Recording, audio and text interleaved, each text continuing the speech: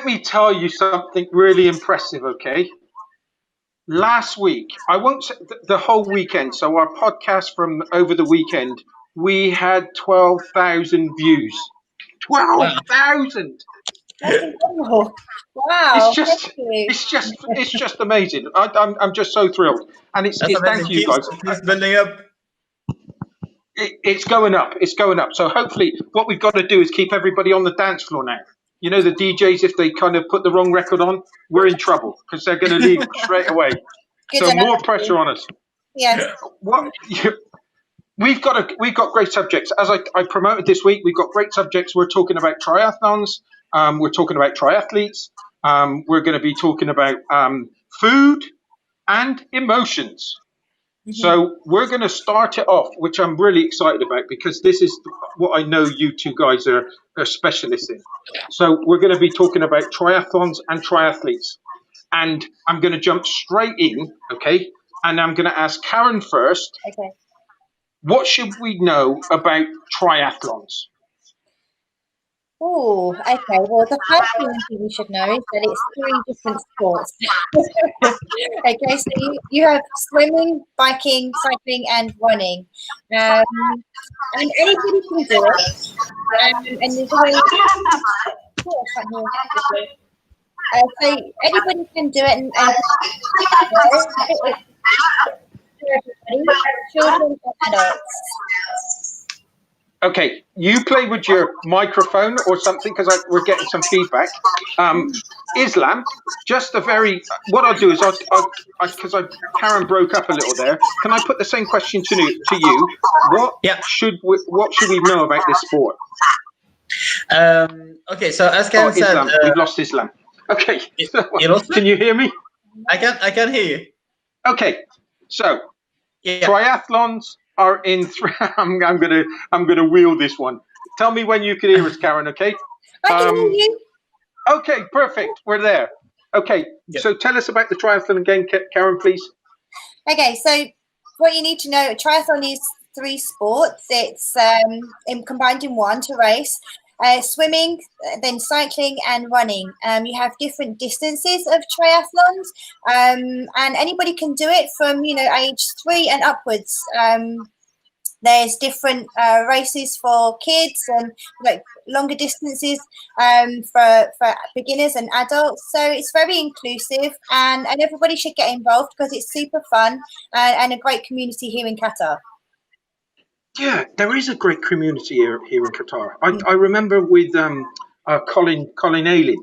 He was the one because he used to run that side of things. Before he went to Dubai. But he was always saying to me, "Come and do this." It's like, no. Is it also known as an Ironman competition too?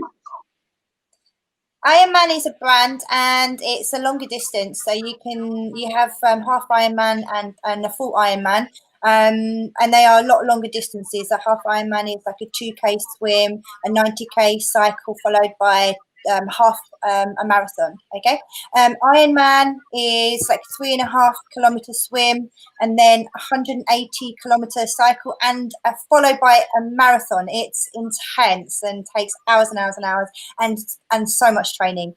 But you get the title of Ironman at the end of it, so it's an incredible achievement. That is an incredible achievement. So, and what are the distances that is it different for the ladies and the men, or is it both the same? No, it's the same. It's the same. So you have for adults and kind of like young adults, you have super sprint distance, which is the shortest distance here, and then you have a sprint, and then you have Olympic, and then you go to half or middle distance. So the super sprint distance is usually around 250 meter swim, followed by a 10K cycle, finished with a 2.5 kilometer run. Sprint distance is 750 meters swim, then 20K on the bike, and then a 5K run. Olympic distance is like double that again. So, yeah. So how do you prepare for one of these? What is it that you have to get prepared for? What training things do you have to get to do to compete? Okay, being able to swim is a good start. and getting used to getting used to the water that you're swimming in as well, whether you're swimming in a pool, maybe you're just going to do the swimming pool events which are in Qatar, held at Qatar Foundation, and they're really great, or if you're doing the Q-Tri series, they are normally open water swimming, so getting used to and being comfortable with your swim, the distance that you're swimming, and also the water, okay, because it's a different challenge. You know, obviously having experience on the bike, knowing how to handle a bike, and you know, logging the and being able to run afterwards. So you have to train for it, you can't get into it. So, you know, getting into disciplines is key. And the thing with this, and so you've got the swim first, and it's going into my second. So you've got to get prepared in all aspects. So the cycling, the running, and the swimming. Okay, so which one is your preference? Which is your fastest element? Which are you strongest at? It kind of changes, I have to say. It changes sometimes race to race, but at the moment, I love swimming, and I love open water swimming, but I'm really enjoying running right now and cycling. And just for because it's always worried me, because I know that Colin always used to ask me to come and do this, right? But I'm not in that league, but he says that beginners can do it as well. But when you're swimming, you could have a wetsuit on so that you've got some buoyancy, so you're not out in deep water, right? Yeah, wetsuits are really great for keeping you afloat and help you go faster. But you know, if the water's cold, it protects you against that as well. So, but it's at the end of swimming, if you've got to take off that wetsuit in transition, it does slow you down. So some athletes, they prefer not to swim in a wetsuit, so they don't have to go through that whole rigmarole of taking off their wetsuit really fast. That's a really good point. So because there's transition points. Okay, so I'm going to go back to my questions. Okay, we've got to. So, what is it like before the race? So you're all standing in a line. And I've seen this on TV. You're all standing in a line, and then you all dive in and start swimming. Depends on the swim start. Some of them start in the water. Some of them you dive in. Others you run in from the beach. Yeah, it depends on the area of water you're jumping into. But it's excitement. It's just pure adrenaline and excitement and nerves, anticipation. It's amazing. I'm trying to put myself in your position, right? I am trying to put myself in your position. So which is your most favourite? Is it running? Because I can imagine running into the water is going to be quite exciting. It's exciting. It's not my favourite start, though. They call it an Aussie start. I actually prefer to dive in. Yeah, straight from the edge, from that pontoon. Okay, so you're all diving in, because I'm so glad that you said that, because you're all diving in. Yeah. You must get kicked. You're kind of out there. It's like it must be bedlam. You have to have a good start. You have to have a good dive for sure, and you have to speed off at the beginning just to get a bit of distance. Otherwise, you could be in the scramble of all the legs and the arms going. Okay, so I'm getting into this now. So I've just dived in. There's kicking and everything. There's arms going everywhere. I'm swimming away. How do I switch off? Do I feel pain, or is it just constantly just kind of, you've just got to keep that stroke going? Yeah, you do. I mean, you block it out. It's very easy to block out, and you just got to concentrate on your breathing, making sure you're not going too fast for the distance that you have to travel, or too slow. You've got to keep up with your pace, and just concentrate on you. Just feel everything else out. I've had knees, I've had legs and feet and arms. It never hurts that much. It's really someone's just gone over like that and then just touch you, or they might tickle your toes or something. It's not. It's never hurt. I've never been hurt. No, that's my first thing. So that's what I kind of that's what I'm thinking is am I going to be hurt? Okay, so I've got through the swim. I'm exhausted. Okay, but that's not the end of it. I've got now to get this wetsuit off and get to my bike. Do you have to put your feet into your trainers and then clip them into your bike? How does all that work? You want to answer, Islam? You take the next stage. Where is Islam here? Because I can't see him. I can hear him. Islam? Can you see me? I don't know what's gone wrong with our. No. Can he? I can't hear him at all. Oh, okay. I can hear him. I don't know what's wrong with me today. Maybe it's me that I've caused all the complications. Okay, you talk to Islam. Talk about the when you're getting out. Talk about when you're getting out the water. Okay, when you're getting out the water and you're going through that transitional period and you're trying to get those bloody feet into the pedals and you can't get them in and it's losing you time. What's going through your mind? How do you do it? Okay, so basically transition is one of the Do you want to talk about that, Karen, or is No, Islam talking? Islam heard you. He's talking. Yeah. Okay, so the transition is actually a very confusing and overwhelming time in a triathlon because you're coming out of the water. You don't know if you don't know if you had as easy swim or a hard swim.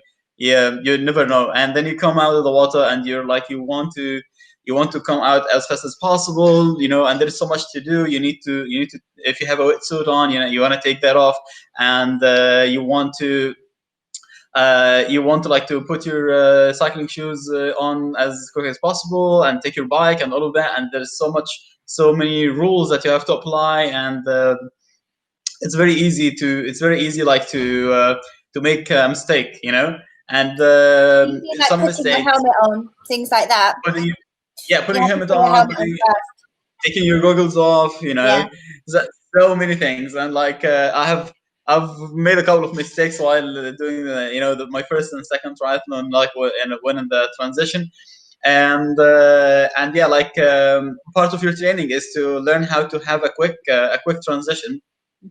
Between the swim and the bike, and then the bike and the run, because it can be very time consuming. So doing that, getting out of the water, getting everything right, and then making sure also you cross all the lines that they want you to cross, because in the transition area, everybody comes there. Everybody, like, you have a start and finish line for the transition area, so you need to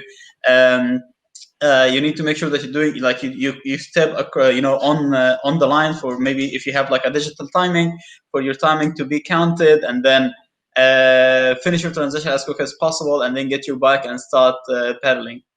So there is so much going on when in the transition area, and then it's a scramble. You don't want to stop for a second, do you? It's just like you just keep going, get everything you need to do, make sure you don't forget anything at all, and go. Absolutely. The first triathlon I did, I was swimming without a shirt, and then when I hey Steve, welcome back. I feel like I'm doing a triathlon here today. No problem. So you can see and hear both of us now. Yes, it's all better. I'm never going to try and use my phone again. No problem. So we were just talking about the transition area and how how do you exit the water and then go into transition area, and then start doing your cycling. So we talked about all of that, and then I was just telling Karen that it can be very confusing, because my first triathlon, I remember I went, it was aquathon, so it was swimming and then running right away. So I came off the pool and then I started running without a shirt, and and then like 200 meters later, I hear everybody calling my name, come back. It was inside Qatar Foundation, so it's not appropriate at all. No, everybody was like shouting at me. But I'm so glad that you're back on the phone, because that we're back in and we can all see each other again now. But did you go over that? I know that some people aren't going to know this, but you didn't know how to swim 4 months. I know I keep on repeating this, but it's just one of those things that I'll never forget in the rest of my life. Is that you couldn't even swim? You didn't know how to swim 4 months ago. Yeah, that's true. Swimming always has been always something that I always wanted to do, and I found triathlon is a good way to start swimming. So that was I was 20, I was 27 at the time, and then I never swam in my life. I was like a rock. Put me in the pool, I'm gonna sink immediately. Like I had no idea. With your spirit, and this is a thing, because I was watching you doing it, or you were on I think it was Instagram or Facebook, where you were spending 2 hours yesterday going up and down stairs. Yeah. 2 hours. It's like, and you strike me as the individual that, like you said, everybody was telling you that you haven't got your shirt on, right? Yeah. I can imagine you starting off this process and everybody screaming at you saying, "Islam, you can't swim." But you're still wanting to participate. It's actually it's just like getting your head around it. If most of us don't start something new thinking it's too I'm too old to do this, or it's too late. I should have started when I was a kid or something. But I think we always have the ability to learn something new. Like it's just like you need to stop putting limits. Setting limits for yourself and just. Try and see. You have nothing to lose. You cannot swim anyway. It can only get better from here. It's not gonna get worse.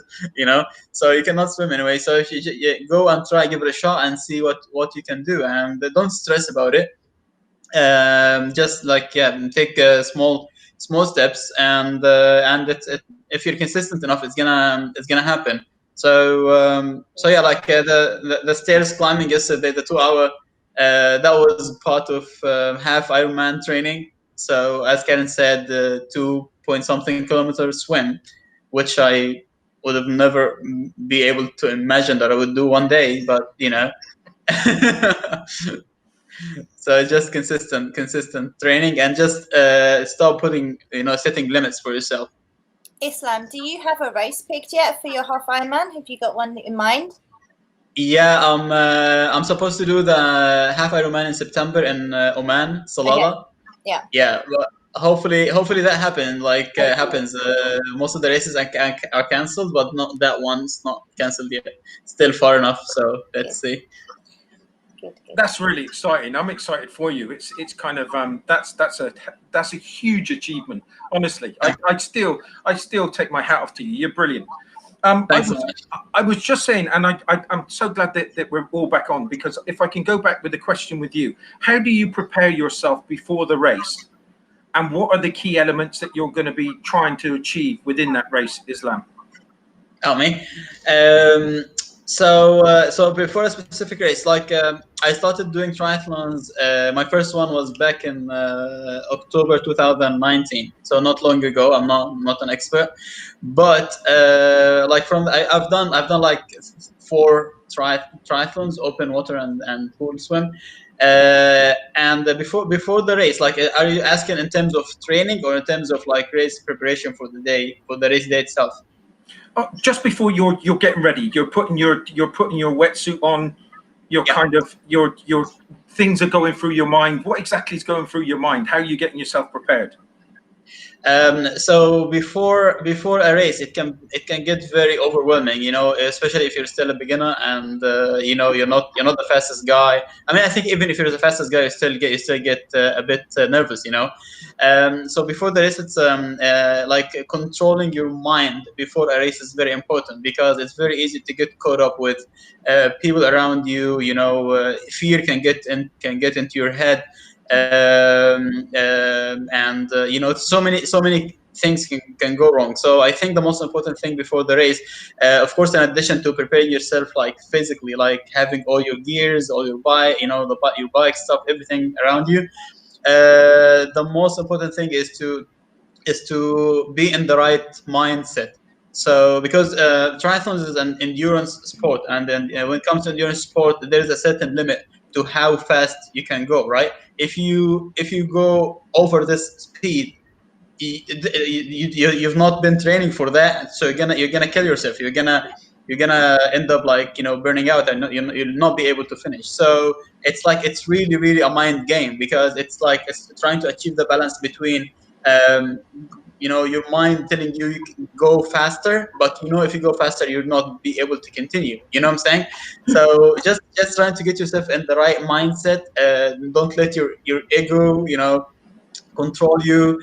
Don't let the fear come into your head. I know so many people, and like I'm one of them, that in the beginning, like when you're nervous, you tend to like forget all your training. You know, I've done this before. I've done it 100 times. Why is it very hard this specific time? You know what I'm saying? And it's just because like your mind is not there. So it's just another training session. You know, this is how you need to think about it. Unless you can actually be really good at it until then. And what is your favorite part of the race? Is it the running, swimming, or cycling? Like, well, I have more experience with running than cycling and swimming, but running is the last thing in the race, so you cannot really enjoy that. I always say that I used to love running until I started triathlon, and then it was so hard. You're a professional, Karen. You're a professional anyway. I saw that message you sent me yesterday. You came third. It's like, that must have been, oh my word, It was that must have been amazing. a huge achievement. Yeah. Thank you. I mean, definitely not professional. To all the professionals, I'm sorry. But it was wonderful. Anybody that takes this on, they have got my utmost respect, because just as you said, from a fear perspective, it must be frightening. It must be frightening. How are you going to get one? And one of the things that I'm going to take on board is setting yourself the time. Don't try and push yourself, because you're never going to make it. You're going to kill yourself. Yeah. That's a really good point. And with those so Karen, you're a legend. So I saw the picture yesterday. Fantastic, coming third. Yeah, brilliant. So with the cycling, so when you come out, and I know that you touched on this again, that must be hard for the transition, because as you're coming out of one, you're thinking to yourself, oh, that's fantastic. Oh my God, now I've got another one to do. And if it is the running, that must be playing on your mind all the time just to get through. It's true. You do have to hold a certain amount back to be able to get through that run. And the muscles are different. Your legs feel like jelly when you come off of the bike, and you sort of have to wake them up again, you know. And the same with the swim. When you come out of the water, you're not using your legs as much, and then you've got to run quickly to get to transition. So you have to wake your legs up to get to the bike as well. So it's about concentrating on getting your body to move in the right way, and to get where you need to go to be able to start your run too. So there's lots to think about. If you torch your legs in the cycle, like if you just go flat out, which I have done, I have made this mistake. I let the ego get to the better of me, and I thought, oh, I'm having a really good cycle, I'm just going to ramp it up, and I couldn't run. It's just, I had the worst run I've ever had, like, you know, in the slowest 5K ever. So it's just about managing those feelings, managing putting your training into practice, and not letting yourself get, you know, too far ahead. And has either one of you ever hit the wall? No, I haven't no. Yeah. I saw your collarbone on your bike. Well, apart from the collarbone, with this one, I hit the ground. I did not hit the wall. That's 30 km an hour. Oh my God! But what was it like hitting the wall? What was it? Well, after doing a couple of sprint distance triathlon, I decided to go for the Olympic distance triathlon. That was the one in Dukhan, and Olympic distance is double the sprint distance, right? So we had a Dukhan triathlon, and I know that I can finish the swim, but the water was very high. Like, you know, the waves were very high, so it was very, very challenging. And especially here in Doha, we don't have this kind of high water. So when you go there in the other side of the country, you know, you get so much waves. So I decided, okay, I'm gonna do it. The swim was 1,500 meters, and I was feeling very, very good the first maybe 800.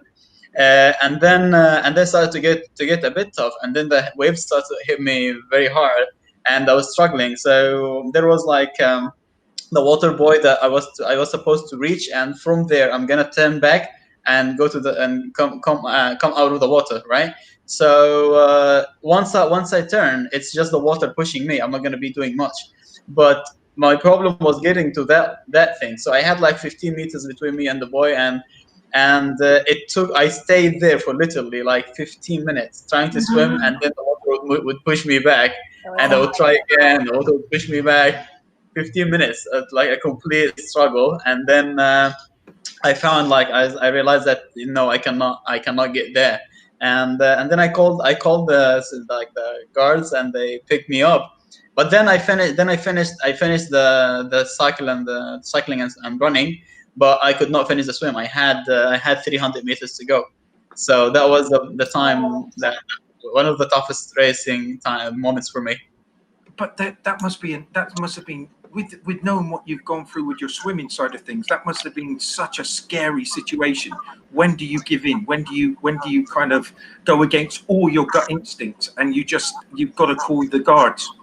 Yeah, it's actually like you at this moment you realize that it's harder to quit than to continue. Like to continue is hard, but it feels very heavy. To just quit, to raise your hand, like pick me up.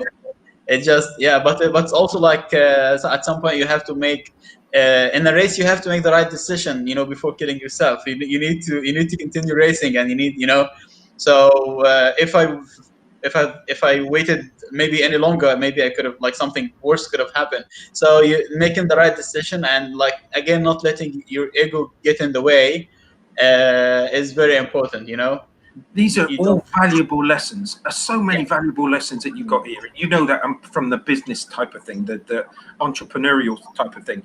And there's so many connections with athletes and sports people and people that are in business. You've got to have the determination, but don't go too fast, because you can make it even worse for yourself.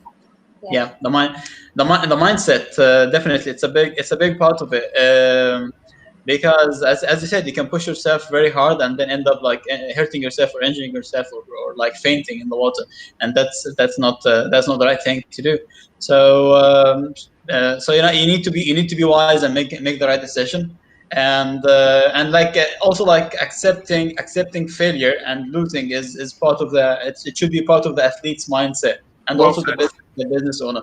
So if you cannot take failure, then you're never gonna make it, because you're going to fail at some point. You know what I'm saying? No, success is not granted, and nobody's gonna be successful all the time. So you need to accept failing, and as we say, you learn more when you fail than when you succeed. Brilliant point. And it's and I suppose all these things come to my mind is it's a marathon, not a sprint. It's like it's one of those things. So I'm going to get off these kind of and I want to bring you to the finish. Come on, how do you feel, Karen, when you see the finish line? What is it like? And you've got your family waiting for you. It must be amazing. Sometimes, I mean, it's almost overwhelming at times when you've had a hard race, or even when you've had an easy race and you felt comfortable the whole time. The finish line, it's just your whole body. You just joy. You just know that you've done it, what you've achieved, all the work that you've put into it. It's a very emotional moment, and you're just riding on that wave of endorphins. It's beautiful, and I think a lot of that finish line feel is what keeps us coming back for more. I mean, as soon as I finished my first one, I couldn't wait for my next one. It couldn't come quick enough. I wanted to do one the next day. That's how powerful it is. It's dear, this is one of my questions that I was going to ask afterwards. Is why do you keep on coming back? Yeah, for that, really. I mean, for everything, the community, the people in it, the training, the discipline, the goals.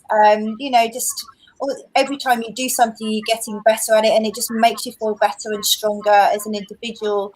Your body and your mind. So, and there's nothing better than being on a bike and just racing out there, and all the wind flapping against you, pushing you hopefully sometimes. It's just a beautiful feeling. It just makes you feel young and vibrant and energetic. I love it. what's it like with you hitting that finish line? What was it like after that first one? After you just taught yourself to swim, you took part in the first one. What was that finish line like for you, Islam? Actually, the finish line to me was when I came out of the water. You know, like, so I still had the bike and the bike and the run. But like when I came out of the water, it was the finish line for me. I know, like, I survived. You know, I'm alive. I'm gonna finish anyway. So, so I remember my first open water triathlon. That was in Qatar, and we were supposed to do 550 meters swim, and we started in waves, right? And because it was my first one on open water, of course I was very slow. So we started in waves. I was in the first wave, male wave, and then everybody overtook me, and then second wave of males, everybody overtook me. Then females, first and second wave.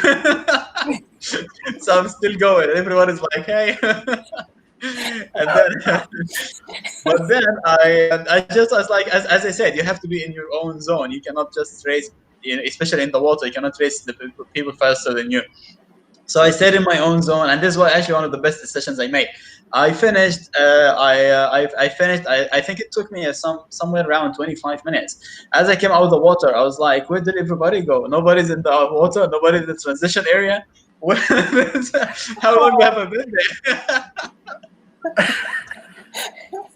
I'm not laughing, and the thing is, look at me. I don't want to laugh because I've never tried it before. So why am I laughing at you? I'm only laughing because he's laughing. Oh, you're allowed to laugh. I'm not allowed to laugh. To go through this, it's just I've just got admiration for you both. It's like, and I'm thinking, and there's so many thoughts that are going through my mind right now to say, "Come on, Steve, put up or shut up." And it's like, no, I don't want to. I don't want to. Yeah, but also, like, coming out of the water, and like the first thing that came into my mind, even though there was nobody there, I was almost the slowest one. I thought to myself, man, I just swam 25 minutes straight without having to stop. So that all what came to my mind was this. So, you know, like 3-4 months ago you couldn't swim, and now you just swam 25 minutes. It doesn't matter. It doesn't matter you like where you are, like who's faster, who's slower. It's just like it was like a self achievement, you know, just a very proud moment. It didn't really care, you know, my position in the race. I feel proud for you, honestly. I can only imagine what it. I can't even imagine. I can't even imagine what you must have gone through to get to that stage. And could you just, at this point, I just want to say, because there's another point I'm going to go on to, but what is that community like within the triathlon runners here in Qatar? It's incredible. It's very supportive. I mean, we're both members of Tri Club Doha. They're, you know, local tri club here, and a lot of the triathletes that compete are also members there, and that's very supportive. There's training sessions and you know, community events, and they support the QF triathlon. So, you know, you meet a lot of people. It's social, and you get to have all the support from the more experienced athletes. You know, people that have been doing it for a lot longer than Sam and I. And also the running communities too. But if you're looking at triathlon, then joining a There's triathlon. just some feedback. Can you turn your? Somebody's got their mic too high. Sorry. Just, yeah. So yeah, joining the Tri Club, especially Tri Club Doha, it's very supportive, and they have events for children all the way up to adults. Yeah, it's a really important part of my life here in Doha, and I think a lot of people involved in triathlon. And that's where I'm coming to my next point. Is that you must take a hell of a buzz, because I know what you do for others, I know what you encourage others to do, and the achievements you get to get these people to do, running from one side of Qatar to the next. It's like you are incredible people that help so many people get to their aspirations. What's it like to have that feeling when you see somebody that you've brought along and brought them through the training program? It's such an incredible feeling, you know, because to me, this is like my ultimate goal. You know, behind doing all of this is having impact, like a positive impact on someone else's life. You know, by what I do in my life. You know, so I'm just using everything I do to lead by example and to show people the way. You know what I'm saying? So and that's why I was very I was very determined to share every single detail of my swimming journey from the very beginning, you know, and the small progress that I was making, to show people how you know, consistent hard work can pay off. So it's like when I see someone, actually when someone message me and say I started running because, you know, I saw you post, or like I heard you speaking, and you know, and you inspire me, or like your swimming inspire me. So it's just like I feel like I've achieved, or like I fulfilled my goal. You know what I'm saying? I just want someone else to take an action and to make a move towards a better life because of me. And so I think this is like the best feeling that I can ever get. I can feel it coming through, Karen, and I know you just tell that you can carry on with this, Karen. I know that you do a lot for people too. Yeah, thank you. I mean, yeah, absolutely. It's just the most rewarding thing. And you know, we genuinely want to help people get to their goals and realize dreams and live healthier and more active lives. And so when it does, people do listen and they do follow what we're saying and believe us and trust us, and it's happening. And the weight is dropping off, or they are, you know, running faster than they've ever run before. It's an incredible, powerful thing, and it's a relationship that just keeps back. I'm gonna try and get you a microphone. I'm gonna try and get something next week, Karen. You'll get. It's all being blurry for me. Is it being blurry for you? Yeah, I don't know why. So. I can hear. Can you hear me? Yeah, I can hear Karen. Yeah, it's clear. Okay, perfect. Sorry, Karen. No, that's okay. That's okay. So yeah, it's a cycle. So you know, they get stronger and better, and you know, it gives back to you, and you can give more back to them, and you know, it's a very rewarding and powerful relationship you develop with your clients that you know, there's nothing else like it at all.